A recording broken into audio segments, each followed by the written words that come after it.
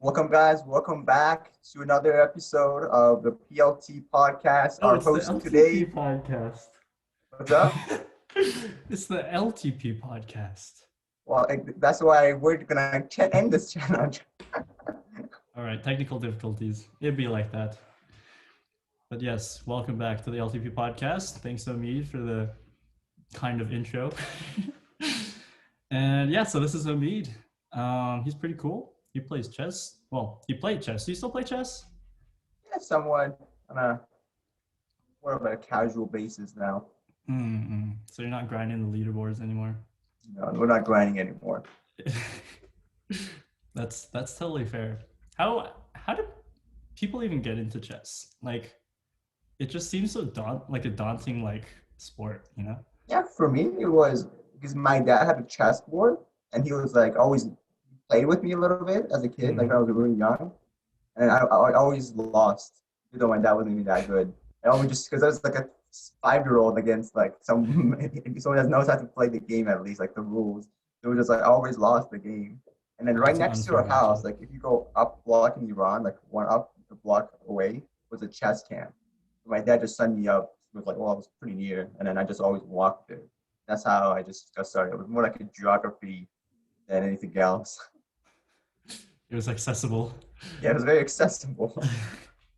Wait, it was. Did you say chess camp or club? What did you say? Like a club. I don't even know what exactly I would call it. It was like a club. It was also like a camp because in sense, it was like a school for chess, but it was very small. Like it was a couple of instructors there. There was a bunch of tournaments. I guess you could say it was a club. Oh, okay. Because I can't really imagine like. I mean, I'm sure it must exist, but I've definitely never seen any like dedicated businesses or anything to chess. Is that a common thing here? I think there's even in the US, there's like chess camps and stuff. Because I get the notification from on my email. Because I don't know how. Whenever I signed up for the United States Chess Federation to be able to play in the US, Yeah. they're like, I want to get your emails, spam you from the rest of your life. Ah, the classic. The That's classic. That's how they get you. Wait, you have to sign up to play chess here? well, in order, yes, you have to be part of the United States Chess Federation because you have like a Oh. rating system. Oh, right, That's rating that's what system. does the rating and how good you are and Mhm. all that. But the FIDE, which is a Federación Internacional de Chess, and then that's like the French word of like the international version of it. Mhm. Hmm. Okay. Interesting. I did not know about that, but I guess that does make sense. I guess you can't really go to tournaments as like some unregistered participant or something. You just own everyone. I That mean, would you be pretty could do funny it, though. but as long if they're official tournaments, that's what they are. Like, if you want to have official tournaments, you have to be registered. But there's like unofficial ones all the time, so it's not like it's a must. But if you want to go to like a big tournament, they're all official and they're all rating based, so you have to have a membership there. Oh, I see. How are those tournaments anyway? Very competitive, I would say that much. And it's a lot of diversity when you walk in, and there's all types of Okay. people. There's the Yeah. people with like the joggers, like it looks like they're going to the gym, and they come here like, all right, let's do this. And then there's the people who look like they're going to a wedding. Like this, like the fashion sense is all over the place there. Oh, okay. So a wide array of people. The classic. There's always going to be that one guy who shows up to tournaments in their sweats and a hoodie or And something. there's always that one guy that I saw last tournament who was in an actual king costume, and his girlfriend was in a queen's costume, like an actual queen. So they were like That's cosplaying to commitment. play, and I was like, interesting. That's super funny. That's super. I would definitely do something like that. Dress up as like a pawn or like a bishop or something. That'd be super funny. Did I he? mean, it was Was he fun, but I don't good? know how much fun you got out of it. People were like, Oh, ah, interesting, bro. interesting. Yeah, I think those kinds of things. It's like you see it, but I don't think you really say much about it, right? Nobody said anything. It was like, just play the game. And Just play what? the There's a game. lot of tension because there's like, especially in the big Oh, tournaments, there's a lot of prize money on the stake. So oh, people are right. like very focused on their own game, and like they take breaks because it's a 3 hour game at Mhm. least, right? So they're just always like focused, making sure you don't even miss a single variation. Because one of the biggest problems with chess is they call it Mhm. sandbagging, is where you lose on purpose because you're rating down. Yeah, And then you go play on the lower light rated tournaments, like the sections, it's and then just you'd be still a like, oh, bit. I want to beat everyone here to get the prize money. So in other words, if you sign up for like, let's say under 1800 rating point section, right? Mm-hmm. In reality, you're signing up for the under 2000 section because there's so many people who just have Oh, like incorrect ratings or they found purposely lost. really? Yeah. I wouldn't think that would be that common of thing because I've heard of sandbagging and like maybe you've heard of smurfing in like video games Yeah. where they make. Yeah, I hear that's a problem in like video games, but I didn't know people were like actually doing it in I chess. mean, That's crazy. anytime you have $5,000, $6,000 on the line, people get Oh, serious I about it. see. For the that's pretty cool. That's pretty cool that chess is actually funded, I guess, because there's a lot of like I follow the Smash scene, Smash Bros. It's a video game, Yeah. but they like the prize money for that's not very good. Mm. Definitely compared to other sports, probably like chess or even like other games like Street Fighter. So that's pretty cool. I Have just you watched the Netflix series about the one chess player? I have not watched it, so I don't know if you watched. oh Queen's Gambit. Yeah, Queen's Gambit. Here we I go. didn't watch it yet either. You haven't I've watched not it? watched it, and I don't think I'm going to watch it Oh, either. why not? It's not like it's because of the chess and just not my genre of television or entertainment. Okay. Yeah. I don't know. We always talk about shows on here, or we always end up talking about shows on here. But I always say like I don't really watch that much. Do you watch a lot? A lot of No, shows? I'm definitely behind on my binge watching abilities. Yeah, I don't know. I don't get invested into shows that much. We did watch WandaVision though. That was interesting. But yeah, pretty cool to hear about the chess experience. So now that you're not grinding chess, what are you doing? That's a great question. I'm hitting the gym now. Oh, Omid's getting ripped. I knew this would Hopefully, happen. hopefully, yeah. Like, I mean, I'm trying to fit in as much as I can. Computer science is definitely something that takes up a lot of time in school Yeah. wise. So, hmm trying to go as much as I can. Yeah, it's good. Have you have you read like the literature surrounding like exercise and how it affects different parts of the brain and whatnot? I mean, there's always I think being cardio is supposed to be helping your brain in the sense that you get Mm, smarter. That there's been some correlations down and how you can prove it per se, because intelligence itself is very subjective. To be like, this guy got better at math, but it could be also the fact that you taking so many math tests, doing the study, you got better at it, right? That it's very hard to say how accurate, but there has been yeah. some correlations. Yeah. I there was actually a book that I enjoyed reading called Spark, where it's pretty much about like different studies that do investigate that correlation, I guess. It's pretty interesting how like the brain chemistry and stuff adapts depending on like what you're doing with your body too. But it's super cool. But yeah, also pretty cool to get ripped. Yeah, Do you have a favorite exercise or motion or whatever? that's a great question. I think probably the bench is my favorite one. Oh, the I think classic. the bench I press. remember. I think you were pretty into that too back when. I Yeah, think you body did. tech. Yeah, Yeah, body I tech. think in body tech it was literally just bench press. Like we didn't do anything else. It was just you showed up. There's like 10 people lined up for the bench press. Each get a hit. It's like, yeah, good job. And the next person's like, Oh yeah. my god. It's like just loop around. What is it about the bench press, dude? I think it's just such a great upper body workout. Everyone's like, yeah, I really look good, but leg day all the way if you want to get actually big. Leg day all the day. Wait, so do you typically do like upper body one day, lower body the next, or do you whole? Oh, okay. What is Like your I think I process for don't do that? it as much as do upper body because there's way more muscles in the upper body, like specific ones. Yeah. Like sometimes I do like 2 days upper body, like and 2 days lower, and then like sometimes if I do 5 times a week, it'll be like 3 upper body, two middle body. There's like a leaning towards upper body for sure.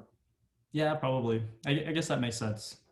But yeah, good that you're keeping up with your leg days so you don't get the classic chicken leg. Yeah, I mean, this is the thing. Like, I was talking to one of my friends, and he was like, "You should skip leg day." I'm like, I kind of agree in a sense because my leg are already good and corresponding to my body, so I'm not worried about the chicken leg problem too much. I I was always like that before, like when I was younger and working out and stuff. because I was like, oh well, I mean, nobody's gonna look at my legs, right? So I might as well focus on the upper body. But recently, I've been doing more lower body stuff, just because I don't know. I had a dancer on the podcast a while back, but I think dancing is really fun. Jump roping is really fun. I always tell people that. Honestly, if I one skill that I want to learn in my life, it will probably be shuffle dancing. Like that's the one skill that Would be needs what? shuffle dancing. Shuffle dancing.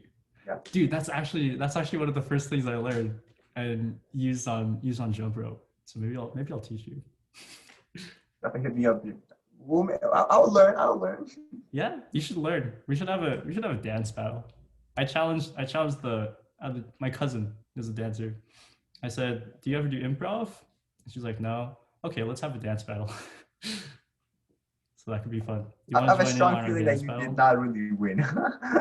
No, I'm still training, so it's still up in the air. I think I have a chance. I mean, I think I have a chance. Do you think Logan Paul had the chance? Oh, I actually didn't hear too much about that. I just heard about it a couple things after it happened. I don't even know what the deal was with that. I have no idea. I just know it is going to be a fight, and then I'm like, I'm making a reference to it. That's all that matters. Oh, okay. Yeah, the That's like classic. 99% of the population right there. They know something happened, and they make a reference to it. That's how trends start. Yeah, There's no way, exactly. like, what, 300 million people in the US actually know what's happening. Yeah, it's super funny that you mentioned that because I mean we were talking about like GameStop stock and everything, and like I think a lot of people know like the basic idea of like what's going on, but I think if you ask someone more deeply, I I mean even the people that are like actually doing it don't really know what's going on. Yeah, the short squeeze, right? Yeah, that makes sense. It's a very complicated process of like first you have to understand what the stock market is and like how shorting and longing works. If Hmm. you talk about like these hedge funds and how they it's a very complicated process and there's a reason that there are so many hedge funds to begin with and there's so much money involved with it. Hmm. Yeah, and it's really crazy once you like look into like how the industry like functions and everything, because there's so much revolving, like even like laws and stuff just revolving that kind of activity. Yeah. It's crazy. But yeah, investment club. I don't think it's a thing anymore, but it was. Dude, clubs died so hard in ATEC. I don't even know. I think it was one I of the best parts of it. I think clubs was hmm, really fun, but which one? some Which one? I think just in general, all the clubs, like if you looked at Oh like extracurricular, like academics, all that, I think clubs were one of the definitely the best parts of ATEC. oh yeah. Which clubs were you a part of? Because I know you were in quite a few things, right? I was in chess, I was in FBLA, I Yeah, did chess. DECA. It's funny because I think for yeah DECA, right? I did DECA, I and think then yeah what you were else in I was DECA. part of? I was kind of part of the Odyssey for like 2 sessions, and then I was like didn't have the time for it. I think Board Game Club I was definitely part of. Oh yeah. The board game club was really fun, but the problem is I could never be like actually enjoying board game club because Why? for chess I had to fundraise to go to Orlando, Florida, which was actually really fun too. But so I had to be like selling the snacks. I was the I guess the way Always Mr. Patterson working. put it, I was the merchant, just sold everything. Yeah, it's I think those were probably the fun parts of high school and stuff, which I wish I participated more. I only did really the club that I made. And yeah. Very exclusive, right? It wasn't exclusive. I mean, everyone could join. And I'm just saying like for you it's very exclusive to which clubs you join. It's like Oh either I yeah. make them or we're not doing it. No. I mean, I would join the other ones. It's just Time. nah, I don't even know. I don't think I have a really an excuse. But yeah, I too miss Disneyland and Disney World. I think Disney World is actually open, isn't it? Disney World is open, yeah. Oh, how does that work? Do you know? They wear masks and they socially distance in the line. I'm guessing. I heard you have to make an appointment or like a I reservation. don't think you can go in anymore. I don't think that's. I mean, you could probably. It depends on how many people are going to be there, right? Like I think they have like Yeah. probably limits on how many you can have. Hmm. Does that mean the lines are shorter? The lines there are crazy. Like Disney World, like, they have the longest lines, but I'm guessing you just admit so many people to the line that like you can't even join the line anymore. Yeah, I guess that's how it would be, huh? Because you Like can the only line have a has certain filled amount of up. It's people in a like place. what? That's interesting. I'm gonna have to ask someone who went, because like I've watched a couple of videos of like people like documenting their experience going there, and it's really weird, honestly, because there's like Yeah. so many. I don't know what the word is. So much fewer, less. I know there's a difference. I mean, there's less people in general that go into begin with, right? Because Yeah, it's yeah. air travel already is dead at a very high level, and We that's were one of the biggest actually problems. we were I'm sorry. actually there. We were actually there pretty recently, just at the airport, and there's actually a lot of people. I There's think our still a lot of definition of people. a lot of people has changed too. Oh yeah, Right? I see what you're saying. I think so because if like I went to JFK when I came to the US and it was like Mm, everybody was like packed crowds. next to us. It was Yeah, like insane, yeah, and it probably depends on like what time you go now too, right? because that's how it was before too. But yeah, It's also the fact that there is probably like one or two flights are going out because the way they're trying to reduce their costs, so like put a bunch of people together in one flight and go there. Because they're reducing the amount of flights, I'm pretty sure, because the total amount of people who are booking flights are way less. mm, yeah, something supply and demand intersect econ. Yes, econ was always the class to take. Yeah. What are you taking any interesting ones now? This semester was honestly one of the most just straight up CS core majors I had to take. It was just Oh, like you serious? have to take these classes, like the computer design one. I had to take the CS 202 class. I mean, there's a computer logic design, lab. Every class I just had to Oh like my, brute force through them. that's crazy. So it sounded like, what was that, like 4 or 5 classes? I think that's about 15 or 16 credits somewhere around there. Oh, okay. Yeah, taking a having a STEM major is a little bit interesting. I mean, at least the best part of being a STEM major is like when you go to Instagram, there's so many memes against liberal arts majors. You just always have fun with that. Oh yeah. They were. Someone was telling me about like the memes for like math and like class of 2024. I like there's a picture of like a bridge, and they're like engineers in 2024, and then the bridge is like upside down. Yeah, I mean, there was one thing that was like, well, oh, they was showing us like there was one meme was like, well, we're cheating off of math classes now. What's gonna happen if we actually become engineers? Oh my god, everything is just exactly the same and all buggy and everything. Yeah, I mean, it's always a liberal arts joke. It's like, was it like you want fries with that joke? It's like, what do liberal arts kids become in the future? It's like unemployed. Dude, even the STEM, it's hard to get a job apparently. Yeah.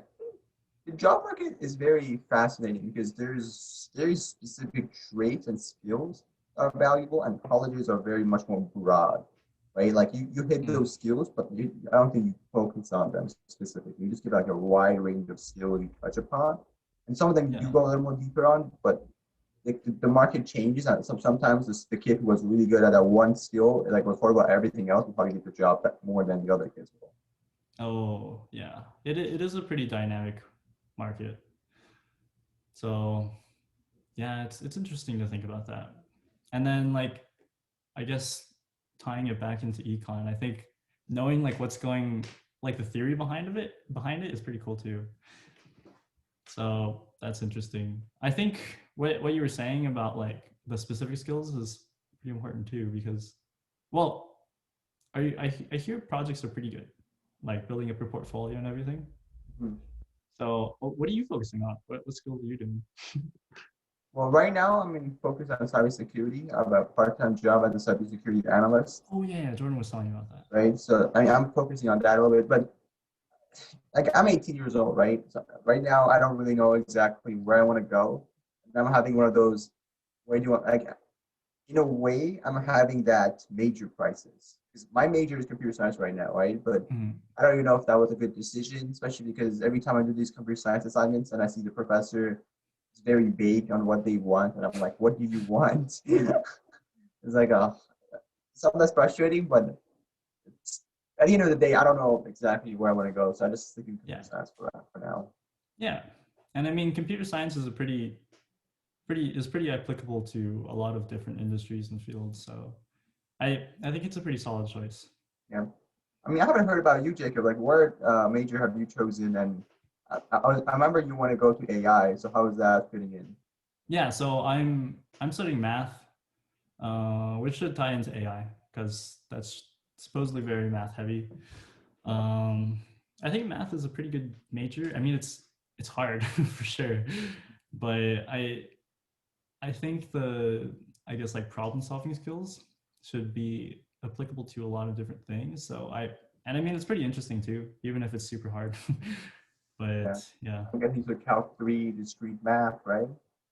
I'll be doing discrete math in the fall. But yeah, I'm doing Calc 3 right now. So, you It's can, pretty so what interesting. math class have you taken? I want to know like how the math major is. My course of study might be a little bit different, just because yeah. Well, anyways, the last quarter I took a linear algebra course Mhm. where I also learned about proofs for the first time. That was weird. Mhm. This quarter, I'm doing, yeah, some multivariable calc and also cryptography. That's been a pretty fun class too. Yeah. So for my Math major, always ties into everything. huh? Math always ties into everything. Yeah, you Physics, can use computer math for everything. science, econ, everything. At the end of the day, you do the math, you get the answer. Yeah, exactly. And so I think it's a pretty, I think it's No, a pretty for cool sure. major. I know it's not a very common major, Yeah, I mean, even but yeah. in UNLV, anyone that's in computer science would Uh, be one credit, one semester, or one class away from becoming a math minor. That's how heavy computer science even is. And UNLV with math, you'd be uh, like almost required to take a math minor. oh yeah. Well, I'm actually the opposite. So math major with CS minor, just Mm. because yeah, a lot of stuff overlaps too. So that's pretty cool. I think it's pretty interesting to go to school because I mean it's hard. Yeah. It's harder than ATech too, so which is cool.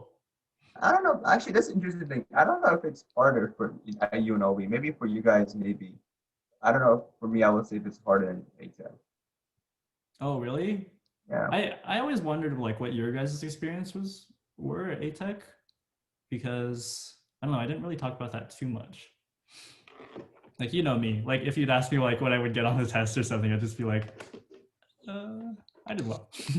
Yeah, I remember that very, very uh, clearly. Like Jacob's answer was, "I did good. I was well. Yeah, I'm good."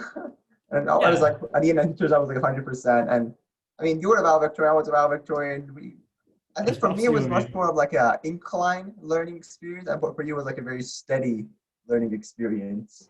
Yeah, I mean I'm definitely not like devaluing like the difficulty of ATEC because I think it was definitely hard at times, but I think I don't know, sometimes I'm like I kind of just did it and it just kind of flew by. So not to bash on anyone. No, Yeah. like not at all, but it was just I don't know, I must have adapted differently to it or something. Yeah, I think for you it was just you were at number one. I think you were at number one at the beginning of the freshman year, and you just keep staying there. It was like oh, another A, another A. I think for me it was a little different because I just transitioned from middle school, and it was like 3 years because I came to the United States when I was 10, so the first year of middle Mhm. school. So I started like the 3 years of middle school, and I started learning like English, all that assimilation, Yeah. accommodation, right? So every Yeah. year for me, ATEC was like an actual one of those like incline was like every day, Yeah. every year it got harder, but I got better too. So it was like one of those challenge where like it was a progressive challenge. So it was kind Mhm. of nice in a way. Yeah, and that's so awesome for you. And I think in that sense you've definitely had it way harder than me in that regard, just with everything else that was going on. I think for me it was just a little bit lighter on like the extracurriculars and maybe that's why. I had my grades, but I mean you had a lot of other things going on too. So yeah. But UCSD it's been fun. It's been a challenge, like how high school is for you. So you're saying though that you're pretty adapted to UNLV, like it's now you have to study. It's a different way of learning. It's more of because ATech was you get the instructions. This is exactly what they want, and you produce that, right? Like you learn this, like you put like there's a lot more of the teacher helping you make sure you understand the topic, right? Yeah. Right? Because like in ATech, let's say for example, Miss Lee's psychology class, you take so many tests in that class, and when you see the actual test, you're like, it's easy, Yeah. right? Like the teacher almost have like a curriculum built for your success. I don't college is Definitely. not the same way. It's You more have of to. yeah, this is what I want for you guys to learn, and this is a test. Good luck. Yes. And that's probably the biggest differentiator, I think, is how much freedom that's like placed on you. And that's a really weird way to put it. You don't really think of placing freedom on someone, but it really is almost like something that you have to voluntarily and decisively do to actually be successful. What is your perspective on the A plus, A minus kind of situation, or like the plus and minuses in college? Oh, I see that's probably why I was valedictorian, because I was always Yeah, like I in agree. the I passed Mr. Bouchard's class with like 90.1. Mr. Henderson's like 90.2. yes, those have definitely, if we had minuses, I think things would be a little bit different. But But I always had like a little bit of confusion regarding like is 2% that different? Like, is it like if you think of statistically, is that 2% just chance? Or is it like actually skill? And is it like even a healthy skill to have like the extra 2%? oh, I see. You know what I mean? Like for example, let's Mhm. say in order to go from like a 93 to 94 to get an A plus versus Yeah, like an A normal, right? Because be everything above an A, everything above a 94 is an A, and everything below it is an A minus. There's no A plus, right. Yeah, it's right? about the same here. Yeah. So in other words, so is that 1 or 2% so critical, like in learning wise, that it's an A versus A minus? I don't know. I think it's Yeah, more like a chance. I see what you're saying, but I don't know. I think you can bring up that argument, but then someone's always going to say, okay, well, how about the difference between a B and a C, or an A and a B? That's like a 10%. Like you can understand like the arguments like this is a 10% window of difference, right?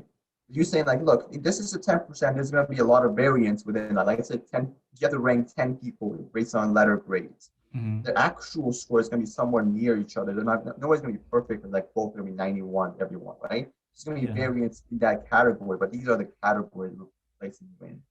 Yeah, but I mean, you probably, like, if you got an 88 or an 89 or something, you're probably like, oh man, I'm so glad we have a plus minus system, because Yeah, that's you'd be gaining that half point GPA or whatever the difference is from a B to a, yeah, also true.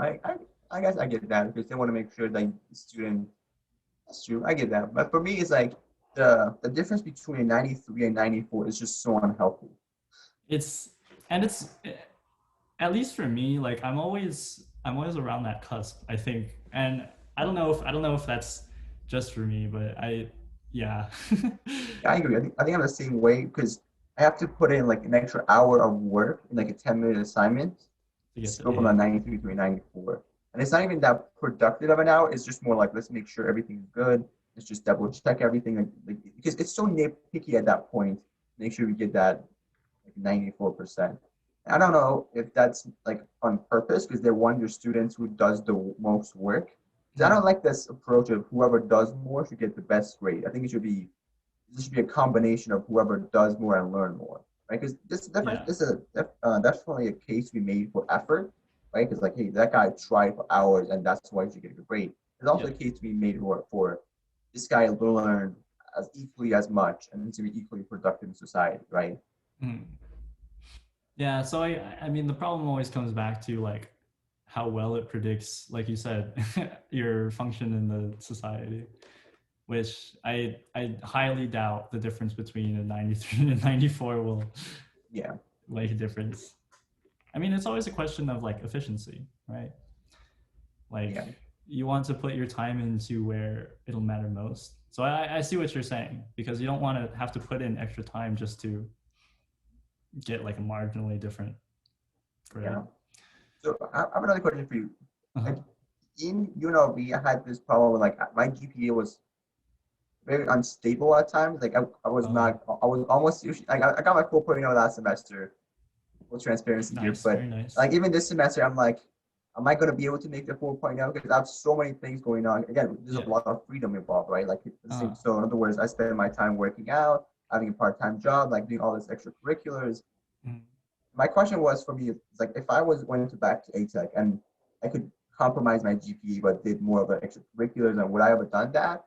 And so I'm gonna, so I guess the best way to put it is, was that GPA worth what I thought it would be? Was that 4.0 so different than like the 3.8, but like so much more extracurricular? The answer was, in my opinion, no. So that's why I'm like, should I compromise my GPA and do more of the extracurricular and like those more of the outside stuff? What's your perspective on that?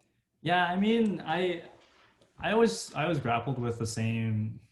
I don't know if you would call this a problem or thought experiment or however you want to refer to it, but it was always the same for me too, because I think we're in an interesting position because like we actually did do that, right? Like we had the grades or whatever. Yeah. But I don't know. I always say, like, and this is my advice to like younger people, like my sisters and everyone. But I always think it's the stuff you do outside of school that's cool. For me, it was nice to have good grades because it was something I could tie like my identity to. But there was always a problem of what happens when you do get a B or you don't do well on an assignment. It's like who even am I once you've tied your identity Right. that much? Always a problem because like the 4.0 is so perfect. Anything you screw it up, like you never get perfect again. It doesn't matter if you get 100 other A's in your life.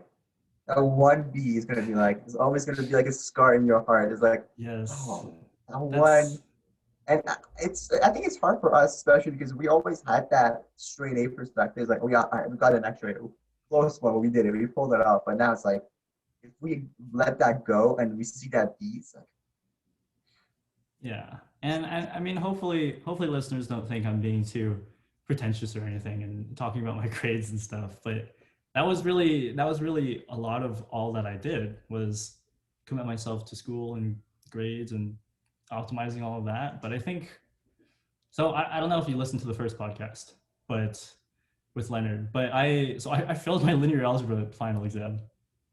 Like oh I got a no. 55%. Was it curved or no? I haven't. Well, I got an F, so I hope it wasn't curved. No, I don't think it was curved. I think it was the actual grade. But so I ended up getting a B in there, and I think that was actually I was pretty upset at the time, of course, but I think it's a pretty freeing event, I guess, because I mean, well, there's no turning back anymore. So I did not know that. So that's the entire my entire speech was, I guess, for you was like the same the way you saw it. That's actually really interesting the way you were taking that in because I did not know you got a B. So you were like, yeah, I did get that B, and actually it feels pretty good. That's actually I pretty interesting. yeah, no, I was upset about it for a while, and Mm-hmm. I I think I've kind of made amends with it, or I don't know. I've kind of accepted it, because I think it's better that I got this B now as opposed to later down the road. Like it's worse to have a streak broken after it's been going on for a long time versus at the beginning. That's true. Yeah, I mean that's definitely yeah. Math classes for sure is probably the hardest one because I think UNLV there's more forgiveness there because I saw in my discrete mathematics class, a lot of people got like low grades. So the professor is like, I'm doing a redo for the test if you guys want to get like half points. Yeah. And I got an 82%, so I hope I can maybe up a little more. But I don't know if I can get an A this semester either. But the thing is, in UNLV we have SNU. So I don't know if should I. Yeah. That's another question too. Is like, do I save my GPA with an SNU if I get I a see B I was plus? grappling with that same exact thing too. But I don't know. Well, did you decide? if let's say it depends on the class, right? If it's like a super super annoying class, like let's say it was one of my like 100 CPE classes that were just a mandatory class I had to take, right? Like then I would do it because honestly, that class to me is not valuable to get an A in, and I do not want an invaluable class to destroy my GPA. Mm. But I would never do it for my computer science classes. If I Yeah. get like an A minus or like a B plus or B even, I will keep that B because that class should have been a class that I should have paid attention in. I should have done my work, and that should always be there. And I think this should be a reminder almost. Yeah, yeah. And the same for me because usually you can't do so we call it pass no pass, but it's essentially the same thing. But I could have done pass no pass for that class, but I don't know. It just didn't seem as worth it to me to do that, you know? Because I mean it was an honors class. And I feel like I think I did as much as I could, you know? Like, okay, so the context behind this too is that like I had a pretty solid A for most of the quarter, and then the final. Yeah, I because the didn't fact do. you got a B overall explains so much because finals are super important. So the Yeah, fact that you had like a one F bring you up down only like 10-20% show that you yeah, had a it brought me really down pretty strong grade to far. begin with. So that Yeah. that might have added to it too, because I feel like I did pretty well for the rest of it. So I don't know. I'll keep it. At the end of the day, I'll probably still graduate, hopefully. Yeah, I want to kind of shift the conversation here a little bit because Yeah. I want to make sure that we have some time for what do you think of like the stock market and current, I don't know if you want to get into politics or not, because I'm actually really curious to know what your views are on the economic status of the United States. I well, what part do you want to talk about? Because there's so much to. All right, let's just talk about the Federal Reserve and the printing money. Like, because there was an article that came out like what, 4 months ago that in Okay. 2020, 20% of all the currency printed was done in 2020. In the current circulation is Yeah, was all produced last year. Oh, yeah. really? Because the deficit spending is not is crazy this year because I mean, right now, Senate. Actually, my dad told me a few hours ago that Senate just passed the stimulus package, the 1.9 trillion stimulus package, and Oh, the House really? is going to accept it on Tuesday, and it's going to be signed pretty soon with the president. There's Yeah. another 1.9 trillion dollars right there. Mm, I don't know. Do you know how the other countries are handling with everything going on? I think the United States is the biggest stimulus producer, like by far. Oh, okay. I guess I would imagine so. But yeah, I mean, I don't know because like obviously I know like the basic theory. Okay, maybe not obviously. It's not an obvious thing, but like I Literally, kind the of 5 + 5 understand. equals 10. Yeah, no, it's definitely not obvious. So Yeah. please listeners, if you don't know like how this stuff works, it's okay because I don't know either. but I don't know. I mean the inflation and everything, it always depends on like what's actually going on with it always depends on like how the companies themselves are progressing, right? And how the market as a whole is moving. I mean, the theory, this is what the theory is, right? You Uh-huh. have the GDP equals to money supply times the velocity of money, right? And for the viewers, we understand that the velocity of money is just how many times are you buying stuff, right? Like, for example, you give $1 to your store, the store buys material, and the material company bought something else. The money, like in 1 year, circulates a lot, right? Yeah. That's if like people are spending it as they go, Uh-huh. right? So in other words, but right now, people are saving money because it's like a economic instability. So they're like, hey, I don't want to spend it on this Gucci bag this week. I want to make sure I save it. So that's why the Yeah. circulation is very low. So the velocity is low, right? Mm-hmm. But the money supply, as I talked about earlier, has been increasing, right? So the theory is, Yeah. in order for but the GDP hasn't grown one bit, right? Because we're in a recession almost.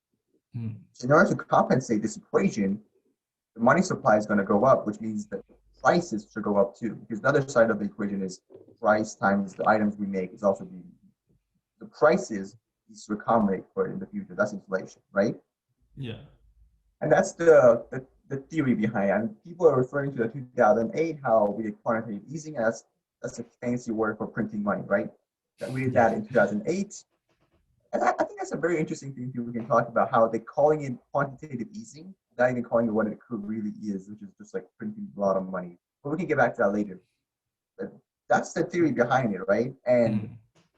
there wasn't much inflation after the 2008. And they're like, well, so they're trying to make an exception case. Here's my take on that. I'm from a country where printing money is so common, it's not even funny. Like if you look at the currency in Iran, it's inflation is insane, like 20, 30% a year, Mm. right? And I know how that feels because, for example, one of my family members got like inheritance, right? Because you sold a bit of land and they got inheritance to put in their bank. And the COVID-19 thing happened and inflation went off the roof because they printed a lot of money again. I think they're always printing money, but they printed a little more. And it's the fact that everything else was like the trades were cutting off and everything, so prices went up. So in other Yeah. words, the value he had in his bank just went down significantly, and that is very dangerous because my uncle I think bought a car during that time, Oh, and at least he saved that's at least he saved the value of it. Even we're talking again, the car he bought it overvalued because he got like almost scammed because he was actually like an accident car, like he's been in accidents before. mm. The guy didn't mention that, but the rules there are Oh wow. complicated, right? But even then, the value of the car, the price of the car went up because just inflation. Yeah. So Well, I'm that's very skeptical of printing money. And if I have to say so, I would say it's a very high scrutiny for me. If you have to convince me that inflation and not money printing do not correlate, you have to really prove it to me. You have to be like, this is the fact, this is how it works, and all that. So I'm very skeptical in that sense. well. I don't think anyone. Do people really say that there's not a correlation there? Because isn't it? It's directly tied. I mean, if there's more, if the money supply is increasing, then the prices should also increase. Inflation. So the way Jerome Powell is explaining is like it's going to go up in little spurts, like just a little bit, but it's not going to go too up, Oh, too okay. much up, Yeah, right? no, I'm not an expert on any of this, so. Yeah. And then I was watching this podcast about this economist talking about how we're not going to see inflation. We're just going to see the dollar because the dollar is the reserve currency of the world. In other words, like central banks instead of saving gold, they save dollar. So that's what we can like basically print as much as we can because otherwise our value would be decreasing at rate. Like the dollar will go down in value, right? Mm. There's so much dollar out there. But since it's a currency, like it's the baseline for the world, we can do that. And I was explaining how since there is no alternative to the dollar at the moment, we can keep doing this for a little bit, but eventually China or other countries are gonna basically change the reserve currency to like gold or something else, and we're gonna be destroyed because the dollar is gonna be devalued significantly. That's Yeah. definitely a one perspective to look at it. Yeah, well, I mean that's the whole thing with like fiat currencies and stuff, right? Where someone's currency is has pretty much no value to it. The only value is the one that like the government or something associates to it, right? If Yeah, I mean, I don't know. Hopefully, I'm not spouting misinformation. the reason the dollar is the current reserve currency is like the reason the central banks have dollars in their vaults is a very specific reason. It's because back in the Hmm. day, it used to be gold, right? And that's what the economist was telling me, right? That's not I'm not Okay. making this stuff up, and that's definitely not my words. So, and beforehand, we used to have gold, and the United States had its money based on the gold standard, right? So what they did, the federal reserves, the federal banks of the other countries, the central banks, thought to themselves, why are we keeping gold when we can just get dollars or like bonds, for example, get interest, and that interest of the dollar is also tied to gold. So not only can we Hmm. have literally gold saved by getting dollars, we can also be getting interest from it. Because that was Oh, how it was, right? It was the gold standard. It was okay. like this dollar was equal to this amount of gold. That's why they were trying to get interest from it too. Hmm. Yeah, Right? I think that's probably the most important factor in when you talk about things like this is probably the interest. and how things are changing incrementally with like interest essentially. It's like how they say, because when you're talking about how your uncle got that car, um, but then the money inflated, isn't it better for him though? Because I guess they do have those kinds of interests that adapt, right? But the interest rates do not adapt to the rate of inflation as fast as they do. I think they have certain interest rates that do adjust. I mean, the interest rate there is like 20-30%, but the inflation is way more. Um, well, then it would actually benefit your uncle then. The one that bought a car, yes. The one put it in the bank did not. Right. Yeah. Because I was telling my dad, he was like, he didn't really benefit from buying a car. He just didn't lose any money because everything else also went up in price, right? But that's how it works. If you buy assets and if they if they increase in price, same as inflation, all you're doing is just keeping your amount of money you have, like the value of it, right? If it appreciated like more than inflation, then you made money. Which doesn't happen very often, Yeah. verifiably. But yeah, I don't know. I think you bring up interesting points, but I'm I'm not that well versed in how the economy works and everything that's currently happening. Maybe I should. And I do know a guy who studied economy, so I don't know. Maybe I'll have him on. But yeah, was there anything else you want to say on that? I want to say like that final note on this topic. I'm not saying like I know everything about it either. By all means, I'm still learning. Like I know probably like 1% of the entire knowledge base of the economy, right? There's so much things out there. I'm just the one thing. My only point is I'm skeptical about the money printing. That's all. That's the one thing I am. Yeah. No, and I think that's a common. I don't think that's unique to just you, honestly, because, and I think especially as we get older and we have to personally deal with those kinds of things, I think it impacts us differently, to say the least. So I don't know. I guess you'll have to keep me updated because I'm not sure how that'll. I don't know. I don't really have a prediction as to what's going to happen, or even what should happen. But yeah, it's always interesting to hear stuff from an economist's point of view versus like a legislative point of view. So I don't know. I would disagree just a bit. Depends on the economists. Because a lot of economists needs to make money by just their report, and if the report isn't clickbaity, there's like a bit of conflict of interest there. Like I heard a lot of scientists even said they have to manipulate data just to fit the clickbait. Really? I mean, I'm not saying like it's a widespread problem. I'm just saying like there has been definitely cases. No, I don't doubt that. I'm not saying again. I'm not saying it's a widespread. There has been cases. Yeah. But I'm not saying it's like widespread. I mean, there has been cases. I mean, you make sense, right? That's why you have ethics for to begin with. If nobody messed with their data, that you wouldn't have ethics for. Yeah. So that's why I'm. There's difference being uh, between being skeptical and being just like, hey, there could be possibilities, and being like, hey, everything is fake, right?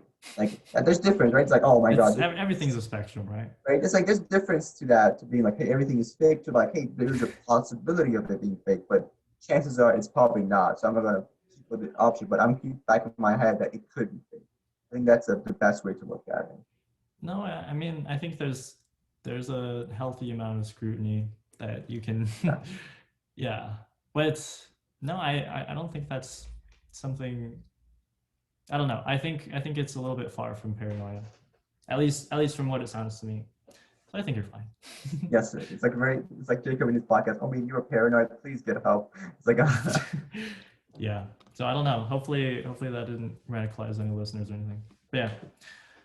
Wait. So, have you seen any falsification in your?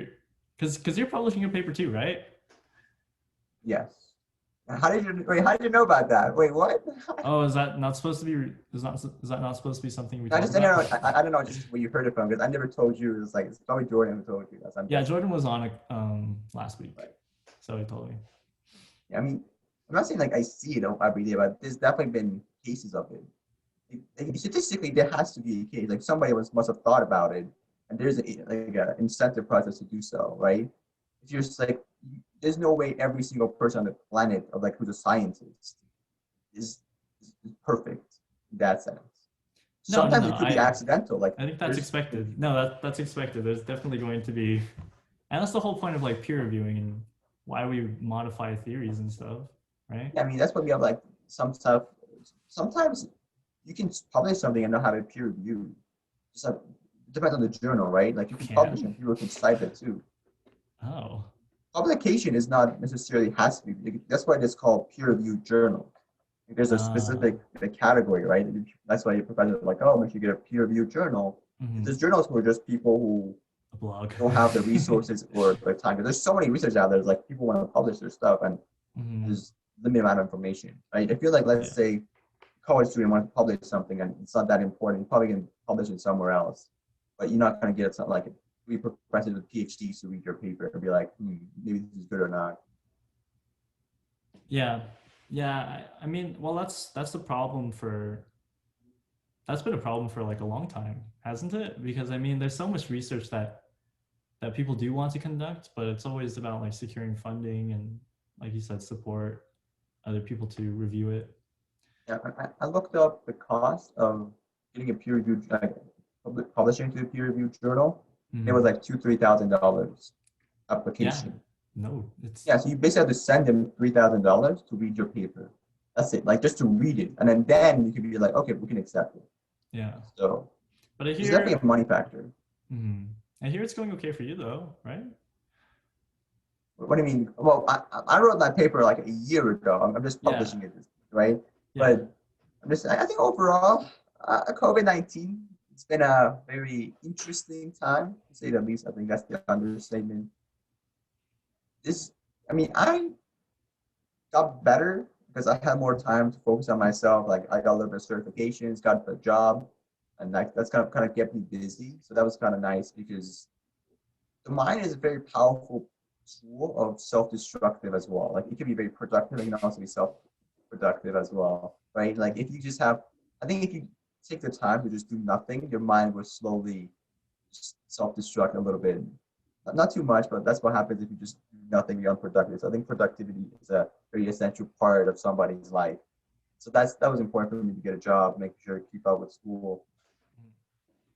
Yeah, for me too. Like just this quarter, I started up a couple different things. Like, this, right? And then a couple other projects that I've been wanting to work on, learning different stuff. I love feeling busy.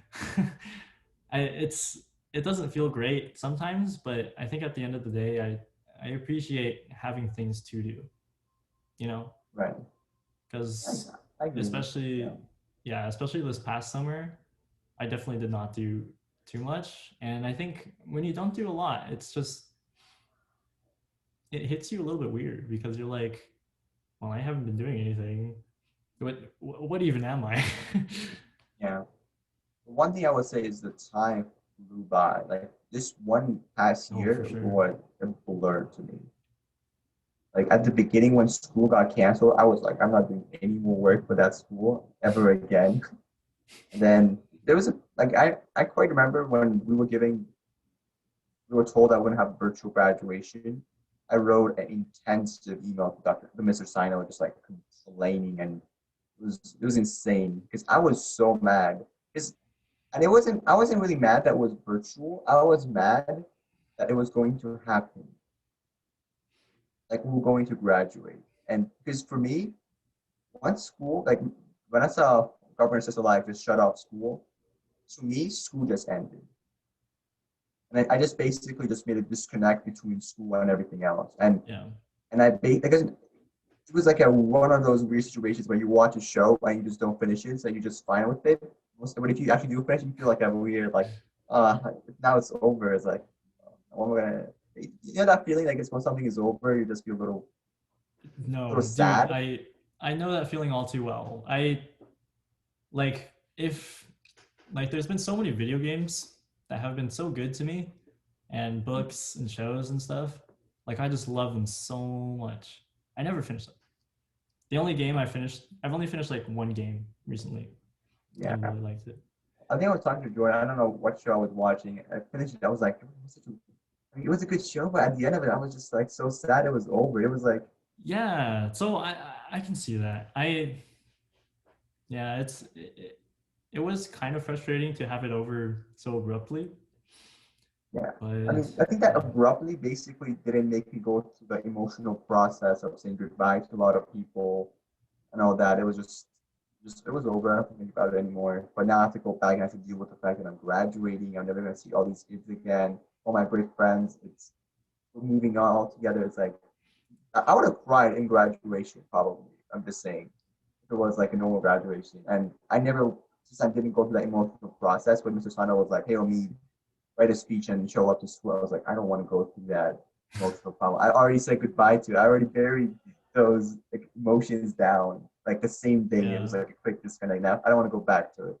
That was Mhm. definitely part of it. Yeah, and now we were actually kind of talking about that with when I was getting my haircut with the stylist there. But I don't know. It's kind of like we didn't have an end and we didn't really have a start either because college started online too. Yeah, I do not feel college once. I do not feel like I'm in college. I'm not gonna be honest with you. I do not. It feels like it's just an assignment I have to do. Like it's like an extra work that I'm thinking like an online course or something, like a Udemy course or something like that. But I have like Mm, assignments and grades to it. It does not feel like I'm going to. I think the campus feel is very important. Like when you just walk in, like oh my god, it's huge, right? Like it's so cool to be here. And I was like, yeah. yeah. Dude, I even loved walking around ATEC. I think I that was was playing always nice to me. soccer every single day. I was outside, like Yeah. in the grass. Yeah. I think we can replicate certain parts of the school experience, but there's just some things that are better that don't really translate well online. But yeah, I don't know. I maybe we'll have some sort of. I mean, they always have those reunion things, right, for high schools. I mean, we were told that we're gonna have a reunion in September, like last year, right? Oh, 2027. really? Yeah, in the email Mr. Sana sent out, he was like, "We're gonna have a virtual and the virtual graduation, and then we're gonna have a reunion to say goodbye officially in December." And that never happened, of course. Okay. But Yeah, I think that's always the weirdest thing for anything is when you don't get to finish or end something properly. And yeah, that's what WandaVision was about. it was it's very sad to say the least that everyone left and we didn't get that finished. And here's the thing: I rather have the same person experience or just getting friends and be at least the same kind of feeling. But it's very hard to make friends. I think that's the hardest thing in Yeah. any virtual graphic situation because you can have classmates like, oh yeah, hey, you did this assignment, yeah, I did this assignment. Okay, good. Because once you're like next to somebody, you I think that's the most important thing is their attention has to be given to you. Like in person, is there's almost like an unwritten rule that if somebody's talking to you, you better look at them and give your attention. Right? Like if like bro, like he's not looking at me like, bro, you're good? Like you see me? Like, yeah. And I think the same thing here, right? And but in person, I mean online, like you text somebody something and they're like, oh, they read it or like they don't respond, or like they forget to respond, like they I don't have don't the like same texting. feeling. I don't like texting or Instagram or Discord really, honestly, because for me texting is like the weirdest thing because like you said, like we'll be talking about something and all of a sudden you kind of just like ghost each other, you know? Yeah. Like it's weird to say, all right, see you or bye or something. Yeah, But I never like do that either. that would be totally Either I see like do I see is like do I have a reply? If the answer is no, like that's the end of the conversation. yeah, exactly. And it's always weird because you send something and then they don't say anything. But like if it were an in-person conversation, like you could say something and then maybe follow up with something else. But you don't know if they've when you're texting, you don't know if they've already read it or if they've acknowledged it at all, you know? There's the thing in person. There's always nonverbals, right? Like you say something and you immediately get a response from them because like if they're standing still as a response, if they just change their facial expression, that's the response, right? Everything, no Yes. matter what happens, you will get a response. It's a guaranteed response, Yeah. right? Because you will see their expression, you will see how they react, you see what like the fact they're silent will be a response, Yeah. right? But you I don't know if that's a response silent to respond to you, but that's the hardest part, and you can't demand somebody's attention online. And if you do, if you want to demand somebody's attention online, then you basically become annoying. Because if someone just keeps texting like, hey bro, hey bro, hey bro, and it's like, bro, yeah. this guy's so freaking annoying. Like, just leave me alone. But if like in person, it's like if there's an unwritten rule, you're supposed to give me my attention. It's like, oh Okay, yeah, let's for talk. sure. Like that's a nonverbal comes like, I'm sorry, bro. I zoned out for a little bit. What were you saying? Right? That's what happens. Yeah, and that's really why I'm so glad that this podcast has pretty much been working out pretty well. Because I mean, I get to talk to you, I get to talk to Jordan and everybody else, and in an environment where that wouldn't be very possible or plausible, you know? I'm not gonna lie, Jacob. I thought about starting my own podcast the second you reached out, and I was like, start my Yeah, own podcast. Yeah. you should try it out. Yeah, It's I been was very thinking about fun. starting it right even before entering college. I was like, Jordan, eventually we should start a podcast.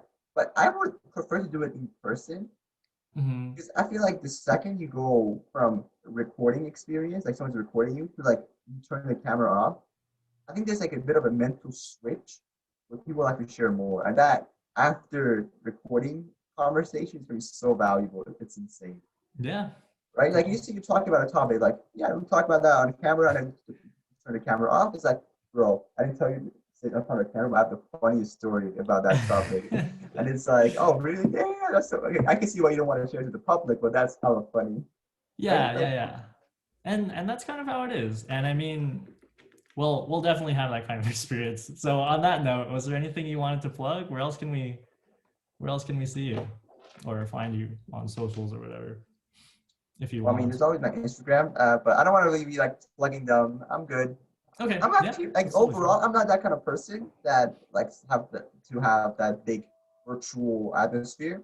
So if I Mm, ever have like Instagram that's like public, that's like I'm asking for followers, that's more of like a business perspective, like making sure my brand is out there more than like I want to yeah, be like attention, attention, attention. Like that's yeah. how I see it. No, I totally understand. Just in case, like, yeah, yeah. No, that's totally okay.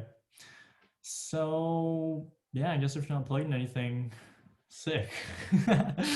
But yeah, on that note, I guess we'll get to our after recording conversation. So peace out, everyone. Thanks everyone for listening. Thanks Omid for coming on. Thank you for having me on. Yeah, and if you guys enjoyed the podcast, please leave a review or subscribe or whatever. I don't know. I don't know. I honestly don't know what brings the podcast up in rankings, but we have to beat Learn Thai Podcast. That's for sure. Thanks everyone, and we'll see you next week, 9 a.m. Monday.